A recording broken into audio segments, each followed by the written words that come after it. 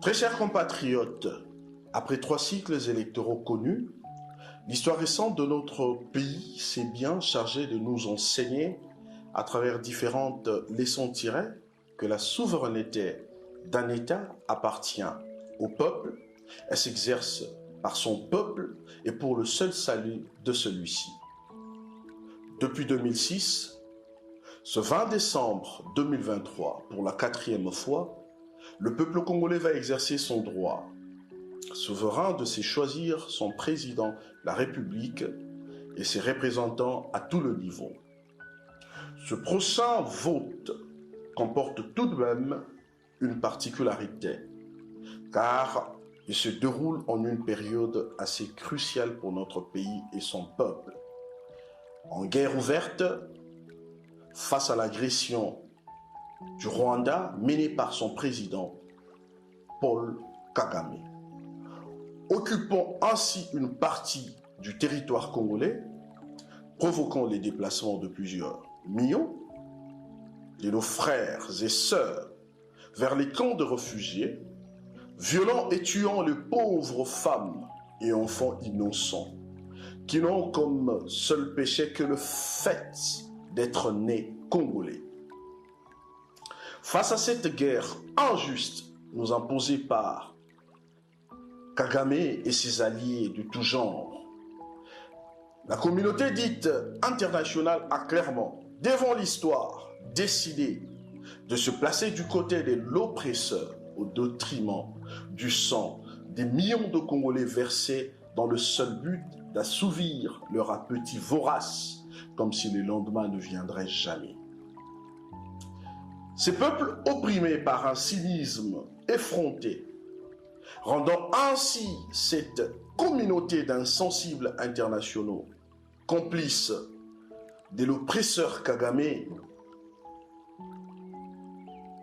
en tout état de cause, tous doivent s'attendre irrévocablement au sort que l'histoire a daigné réserver à tous ceux qui, comme eux aujourd'hui, avaient décimé la tranquillité d'un peuple innocent.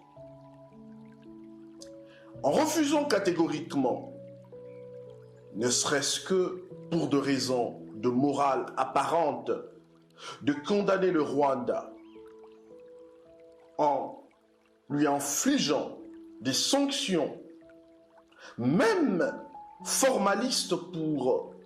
l'histoire et la pédagogie, ces gens nous apprennent à les considérer réellement comme ils sont et par conséquent le traiter comme ils le méritent. Chers frères et sœurs congolais, allez-y comprendre que ce 20 décembre 2023, comme le disait le plus illustre de Congolais, je sais et je sens au fond de moi-même que tôt ou tard, mon peuple se débarrassera de tous ses ennemis, intérieurs et extérieurs, qui se lèvera comme un seul homme pour dire non au capitalisme dégradant et honteux, pour reprendre sa dignité sous un soleil pur. Nous allons donc nous livrer à la bataille de la survivance de notre nation, à l'exercice de la conservation de l'intégrité territoriale, telle que nous léguée par le Père fondateur de notre nation. La moindre erreur de notre part serait profanatrice à la mémoire de nos précurseurs, une réelle désertion pour nous-mêmes et un blasphème contre l'avenir de nos enfants qui n'ont que nous, comme nous aussi n'avons eu que nos pères pour la patrie héritée. Face à ce complot visant coûte que coûte la disparition, soit la prise en otage de notre pays, j'ai choisi de soutenir en âme et conscience Félix Antoine Tshisekedi Tshilombo, le candidat numéro 20